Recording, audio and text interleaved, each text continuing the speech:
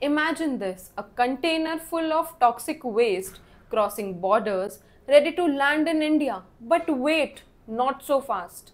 Before it hit our shores, there's a process, rigorous rules, strict regulations, and a lot of paperwork. Sounds like a thriller, right?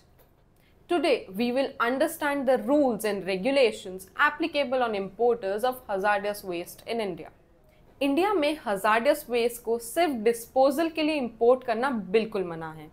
हाँ, अगर waste का recycling, recovery, reuse या फिर को processing हो सकती है तो उससे इंपोर्ट किया जा सकता है।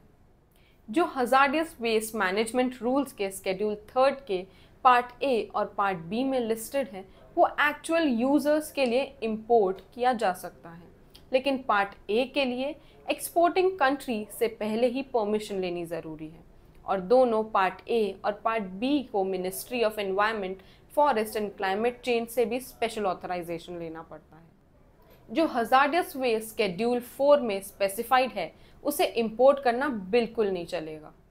अब अगर कोई हजार्डियस वेस्ट शेड्यूल 3 में नहीं है लेकिन उसका टॉक्सिसिटी पार्ट सी में लिस्टेड है तो उसे इंपोर्ट करने के लिए ministry of environment, forest and climate change से अप्रूवल लेना ज़रूरी है।